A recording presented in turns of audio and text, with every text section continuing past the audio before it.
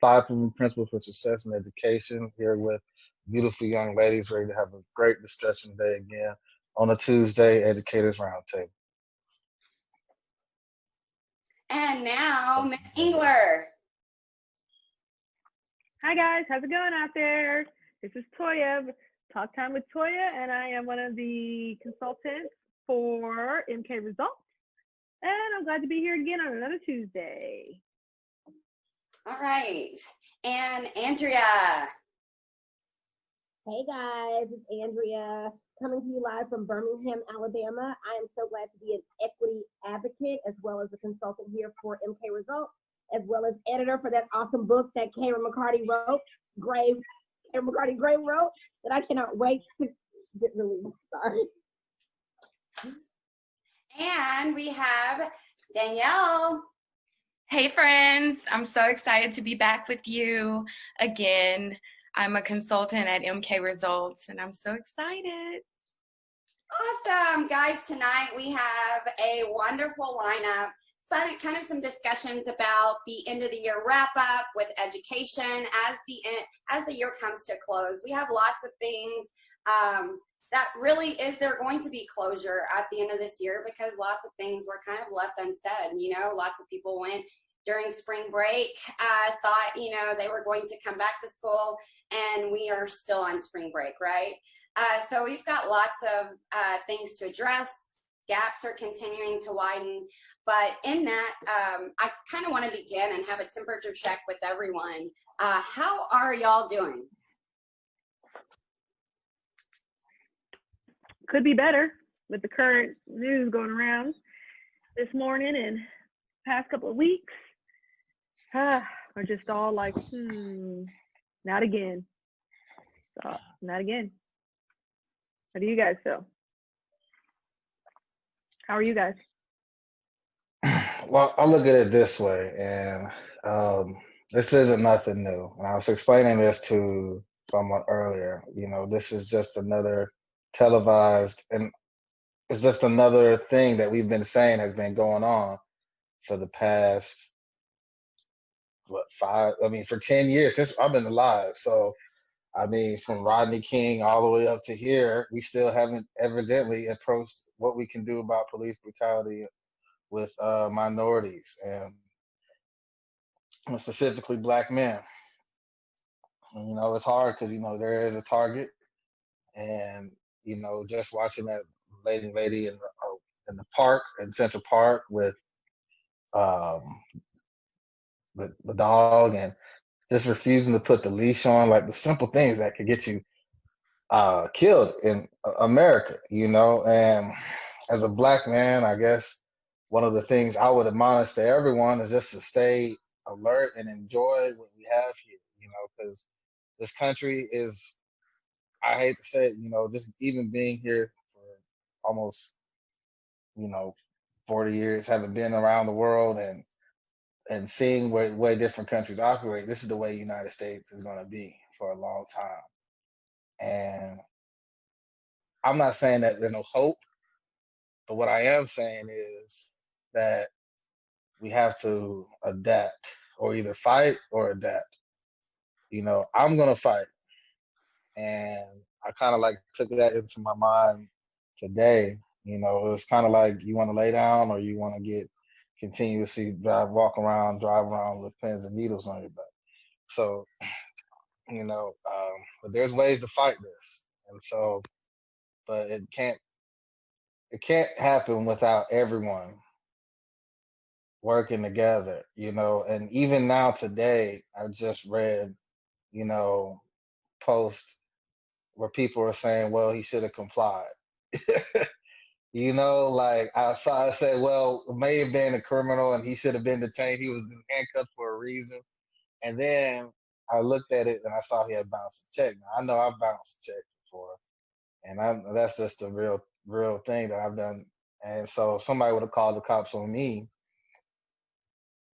and I've been laying out there on the concrete with a knee to my neck, and somebody said I should have complied for bouncing the check, which I don't know. Does anybody get? I know there's a fine, but is that even an arrestable offense? You know, and so when we get to that point where we're justifying murder as a country, where half of people, it's already the divide. Every time there's a situation, Right. where one side is going to think, what the other side is going to think, and it's almost like exhausting trying to say it's the same thing over and over again. It's just, to me, it's a battle that we kind of like waved the white flag on in 2016, just being honest. If we don't do nothing in 2020, we're going to keep doing the same things over and over again. And it's going to get worse because you're going to get 4 more years, 4 more judges. You're going to have police officers placed in cities with KKK affiliations. It's going to continue to go on. And we can't, Definitely. We definitely have to start addressing and having a conversation about things that are uncomfortable. And this can be an uncomfortable conversation for many people, but it's true life and people's true story that you're speaking to.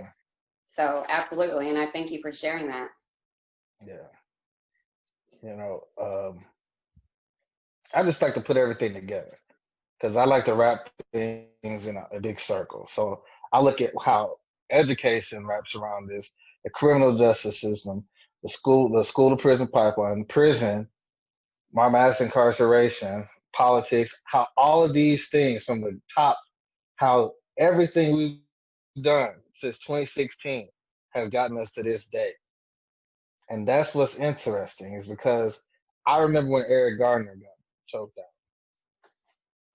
And watching that video, that was a video I watched and I literally did cry. Like, it was like something, because that looks like my best friends or like my brothers, And then watching somebody lay on the ground like that guy looks just like, looked like me.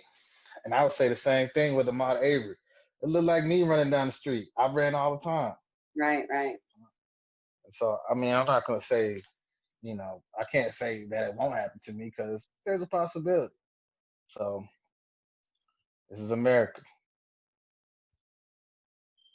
And that's why it's so important that everyone gets involved and they do their part. And, we make friends with people who don't look like us, and we start to have those conversations, those uncomfortable conversations, and that's what it starts. We have to be the change. We have to be registered to vote. We have to start talking about things,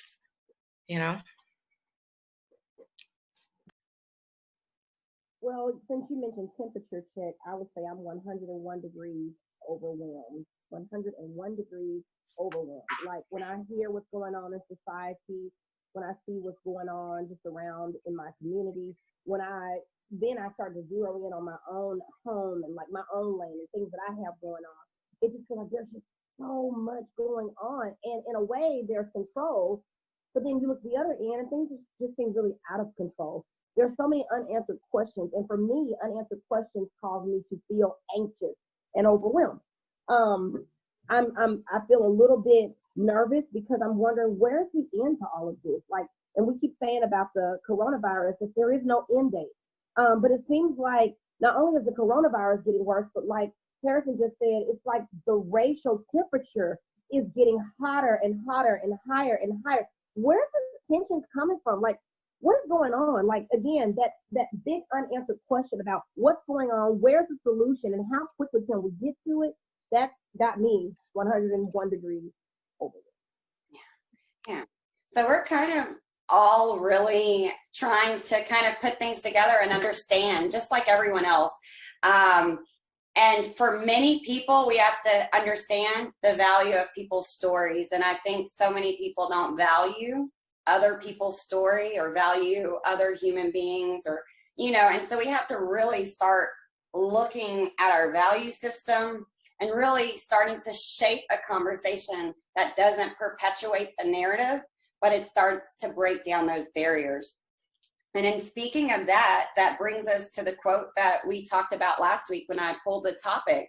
And that quote is reading from that. It's by George Eliot, but it says, "Hear everything and judge for yourself." Hear everything and judge for yourself. And so I kind of want to just talk about that for a few minutes from each of your perspectives. What does that mean for you? And again, we're here to really share our experiences as educated professionals who have, you know, a wide variety of experiences. We all come from different backgrounds, and we're here to just really have these conversations that not only it's a healing process for us to talk about some of these things that are uncomfortable, that sometimes are swept under the rug. So, and it's also a way for other people to hear our stories and what impacts us on a daily basis sometimes. And on a daily basis at all times, especially I can't, you know, speaking to the African-American man experience, you know. So hear everything and judge for yourself. Who'd like to begin? I don't know who coined the phrase, if you don't stand for something, you'll fall for anything. I'm sure we've all heard that before. If you don't stand for something, then you'll fall for anything. And so when I look at this quote, I juxtapose the two. You know, I hear everything that's going on, you know, and some of it I understand, a lot of it I do not. But based off of what I do understand, I feel like I have to take my own personal position on every issue that's plaguing our society. I have to have an opinion because I feel like I have to be prepared to start conversations and also participate in conversations. I find myself in a workplace where I am the minority. I am the only African American upstairs where I work, period, and the only African American female in my type of position, period, on my job. And with that being said, a lot of conversations are raised around me. And I have to not only be privy to the social issues and the things that are going on, but like this said, I have to have been prepared to have heard what was going on, judge it for myself, and stand for something and give my honest opinion so that I can defend, or I guess you can say, offer my perspective to the conversation.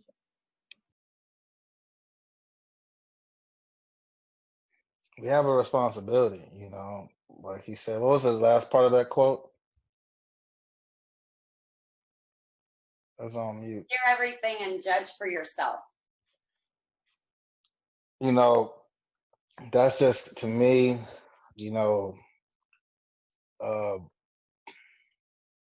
we have to start looking at things as they really are. I think sometimes I think the key thing in there is everything.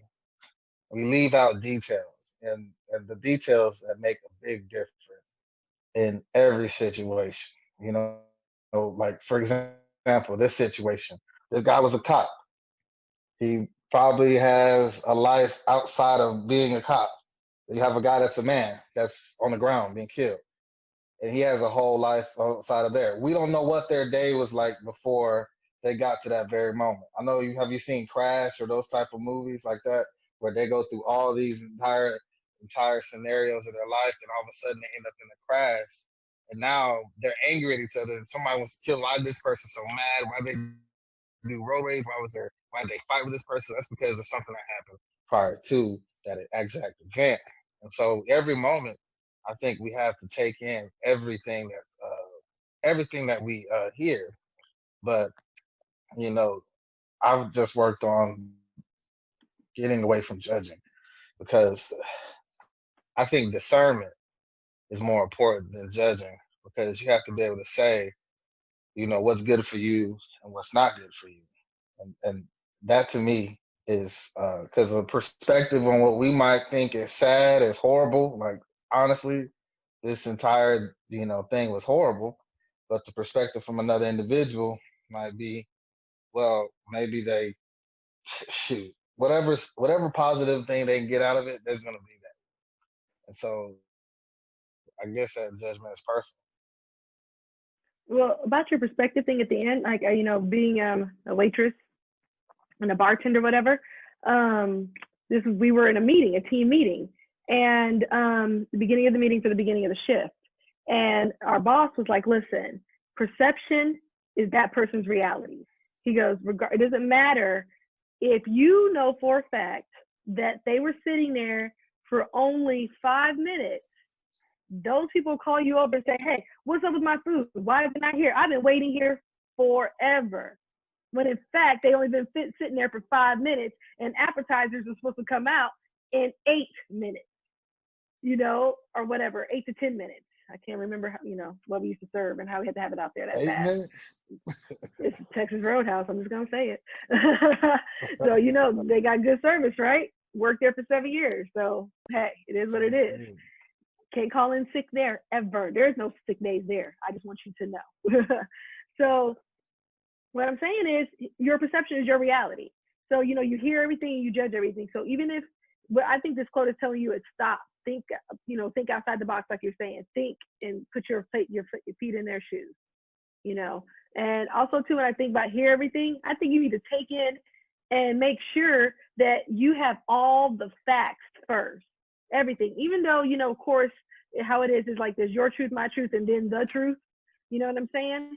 For instance, last night I was at an event, and I was in, you know, backyard little barbecue and whatnot, and they were talking about, I was trying to figure out what I should post on Facebook because I was going against another person, like in funny meme attack.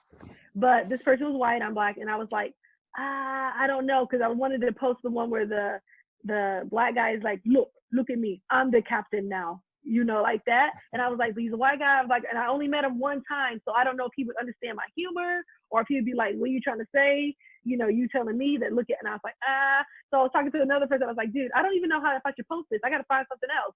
And he was like, you know what? That makes it so hard these days whenever the humor and this and that, and people can see things for different ways. He goes, yeah, you just got to play it safe. And it's like you're walking on eggshells sometimes. And I go, that's true. And so then they chimed in and said, oh, let me tell you about, you heard what Biden said about if you're not voting for me, then you're not black? And I was like, yeah. He goes, that's some Democrats just say some of the stupidest stuff. You Democrats. And I went, And I said, dude, both candidates are saying stupid stuff. They're all saying irrational, ignorant things, okay? I said, so we can just throw that one out the window. I said, unless we're just looking at policies or whatever, both parties are saying stupid stuff. What about Nancy Pelosi? And then he starts saying, he's done so much for you black people. And I went, but it was not the time or the place to get into that. I was not in my home. I was in that person's home. Instead, I just took a step back and I said, let's pause for a moment. Did you hear the words that were coming out of my mouth? I said, are you not telling me that both parties don't say irrational things? I'm not talking about their politics. I'm not talking about what they've done for me. I'm not talking about what they've done for whoever. I'm not talking about the changes they made foreign policy. I am asking you straightforward. Can you not agree that both people have said some asinine things? And he's like, oh, well, yeah, I can agree on that. I said, see, you were jumping down my throat. You were trying to be louder than me. But I was like, dude, I don't care. I don't care. I will keep going louder than you. I said, don't try to over talk me. That's what we're not going to do. Everybody else got up and walked away. That right there made me say, you know what? You guys knew what I was trying to say. You guys were all like understanding what I said. But instead of stepping in and saying, man, did you even hear what she had to say first? All of you got up and literally walked away and left us right there.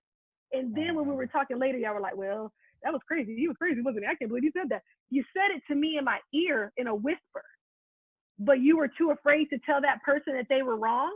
Now, that's like me walking down the street, seeing somebody, for instance, videotaping something and watching the crime go down. And instead, you know it's wrong, but you didn't step in. You know, you just want to be like, well, I knew it was wrong, but and that's what I think you mean by everybody needs to come together. You all got to say it. You all got to speak up. You all need to take out the time and lift up your voices. You know it's wrong, but instead of wanting to step on toes, you don't want to walk, you know, you're just stepping on eggshells. You're like, I don't want to hurt nobody's feelings. You let this person get killed. You let this happen. That's a good example. Right. That's a good example. And it also begs to bring up another topic too, with the author Glennon Doyle with Untamed.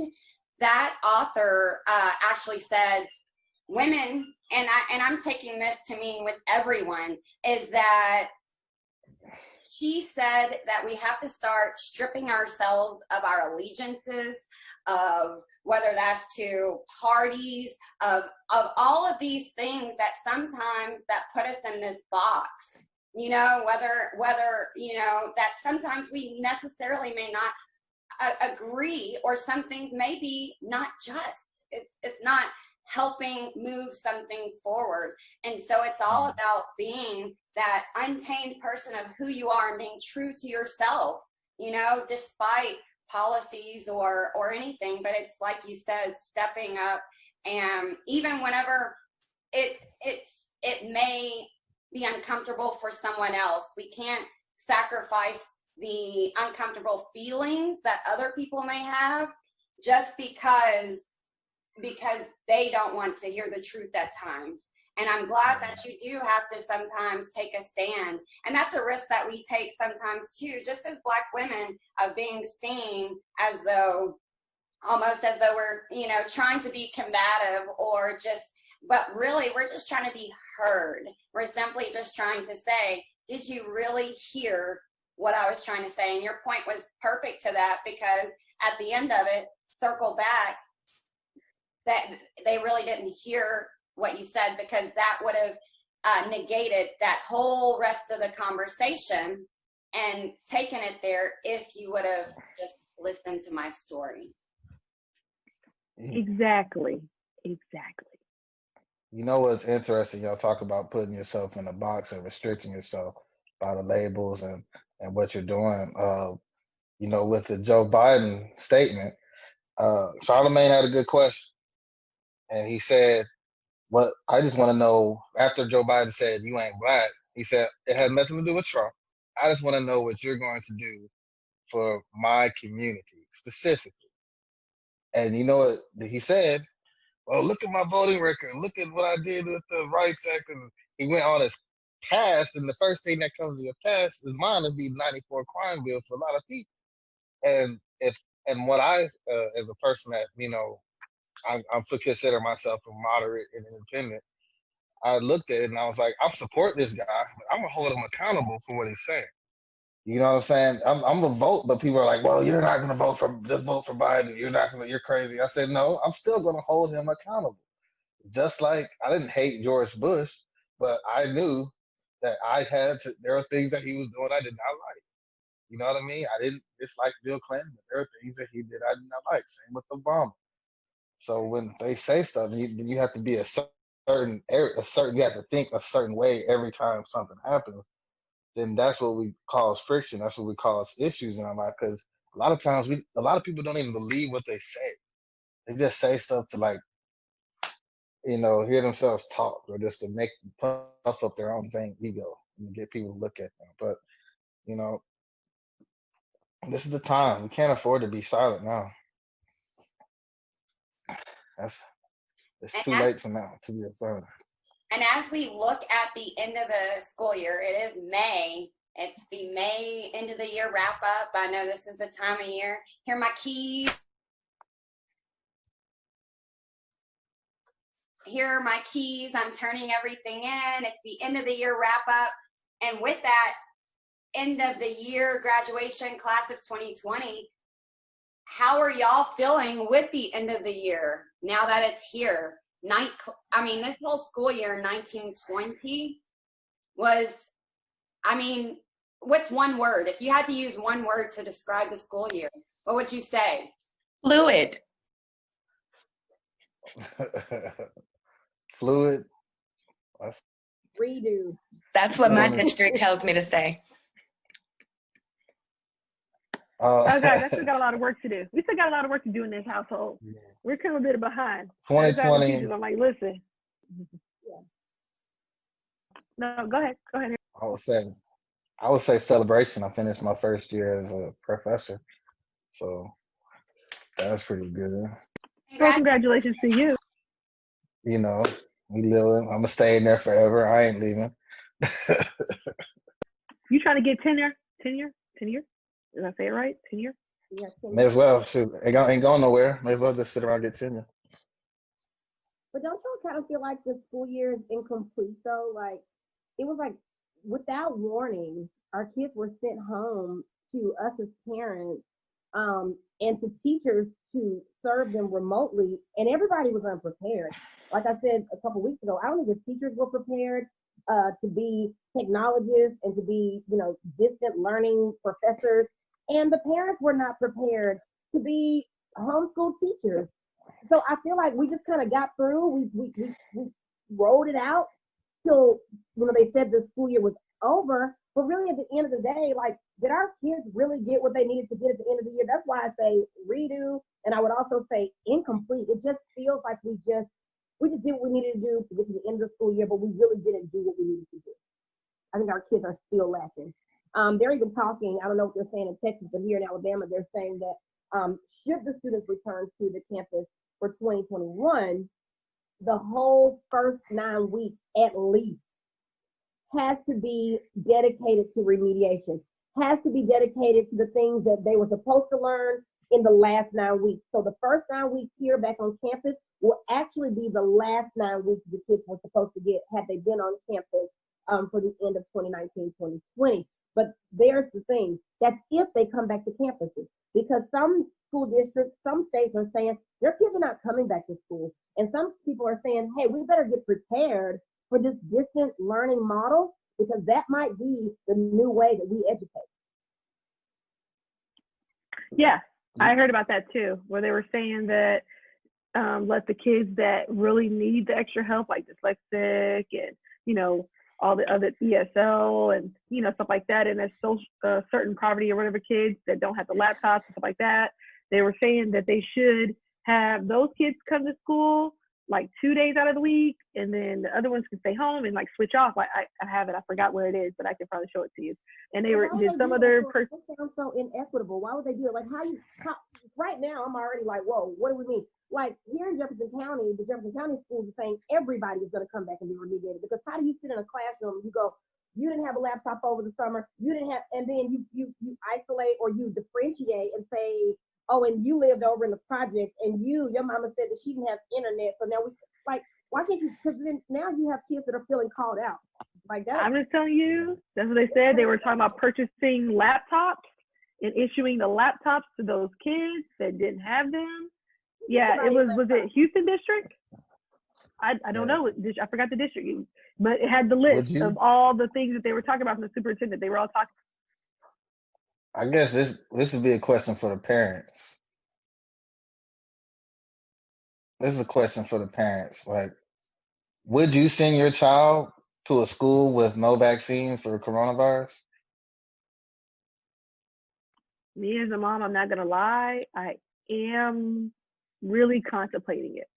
No lie.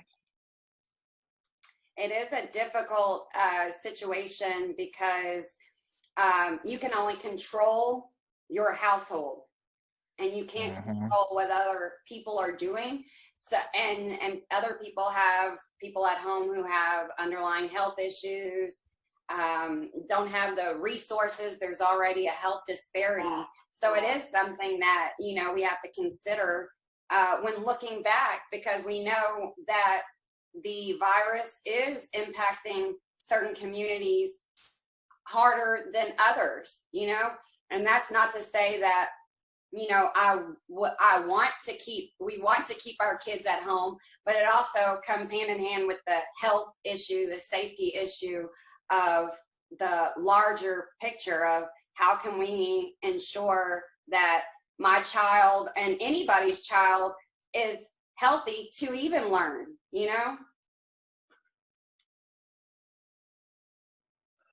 That should be the number one concern for districts. Shouldn't be putting parents in this situation, and the government shouldn't be putting districts in this situation, and the federal government shouldn't be putting local states and districts and so forward. We should be at the point where we have one accord as a country. We could say, stay at home. I know you're a big advocate for stay at home. I know you're a big advocate. We got 1,000 different opinions though now, and it's a lot of different things and a lot of different. I know different states are different, but like I said, if I was gonna go, my campus is opening up in June where I'm working, and my mom said, "Well, what are you gonna do?" I said, "Well, I have to go. I'm not going. I wish they would tell me I have to go." That's just what I say, but that's my prerogative as a professional. But they're gonna have to figure out what they're gonna do because I'm not going, and I'm gonna tell them for one reason is that I'm not gonna catch coronavirus because they're not gonna be able to save me from it. And if they can't do it, then I'm not gonna do it. So they don't give me health insurance enough life insurance enough to cover all that stuff. So I'm gonna keep myself safe.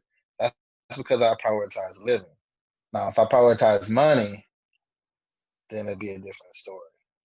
So no I could do tenure for both. you. That's what you're saying. If they tell me I gotta come back, if they tell me no, let me say this: if they tell me, because I'm there now, but if they say I have to go to a classroom with 30 kids just to see them with the mask on, so I can teach them face to face, I'm gonna say I'm gonna go somewhere else. Are you So gonna what about Tupac me. it hologram it there? Tupac hologram it?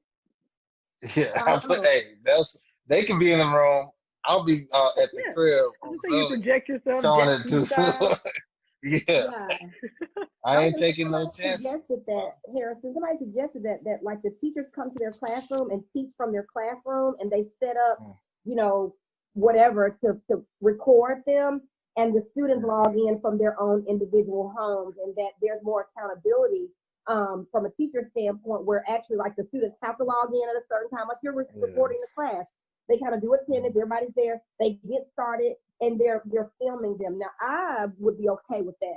But like what you said a moment ago, trusting that parents aren't going to send their kids to school sick when they already see the school system Already as do.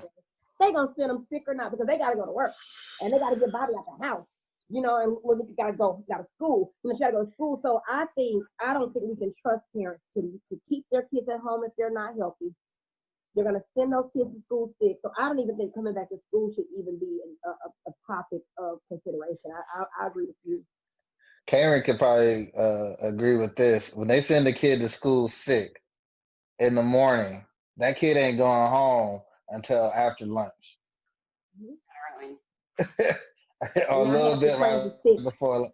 Yeah, not after Well, they've you see been how through all. I think is it South Korea or Korea, whichever school you saw the Koreans went back to school, right?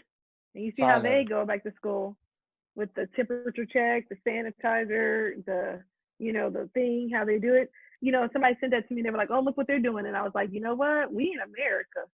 Oh, that's so nice, Danielle. She's just the sweetest. She don't talk much, but she's the sweetest." I like to say, we don't let her talk. Danielle, it's your turn. We'll be quiet. Tell us how you feel. I do. I be positive for a long time. Like I don't want no dead air, so I just sit there. Me too.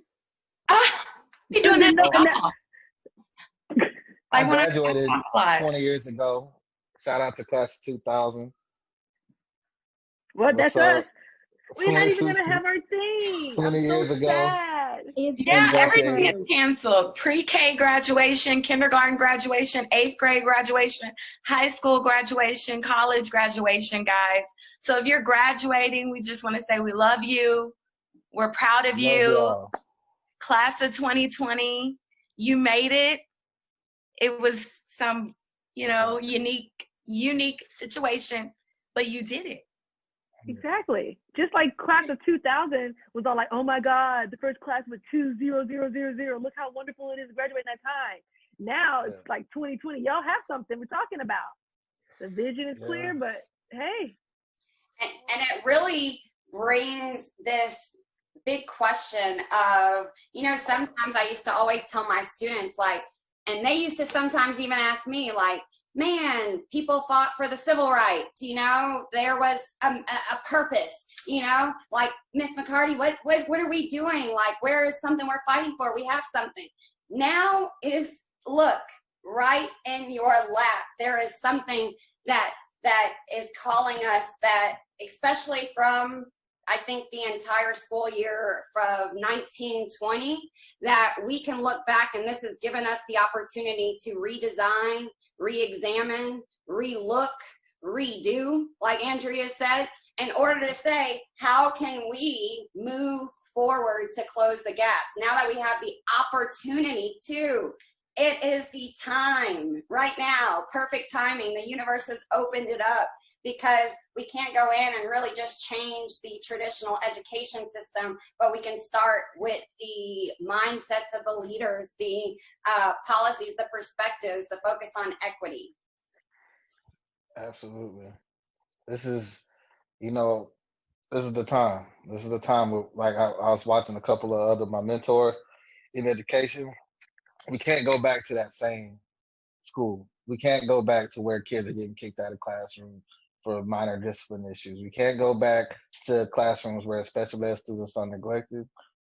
We can't go back to rows and chairs and where we have everybody just doing the same old school. That's not going to work. We cannot do that. So this is the time for change. And so, right now we got great minds on this podcast. We need to start thinking, what is a new school going to look like? And what is it going to feel like to get the best out of the students? And I think that's a great topic too next week to dive into is what will schools look like in August? And I really want to have that thought conversation, that innovative minds to come together. And we ask everyone to join in on the conversation as well. If you could create a school, and think too, minus coronavirus, because we've had issues prior to that we have to address, just in closing gaps with, there's disability gaps, tech gaps, there's kids committing suicide at high rates. These are all things that were pre-COVID that are now going to magnify themselves. So we really have to start taking a look at that and what schools may need to offer, may need to address, may need to confront as we start having that conversation this summer and then going into the 2021 school year. So I thank you guys for this conversation. I know we did not get to how to raise a kind kid.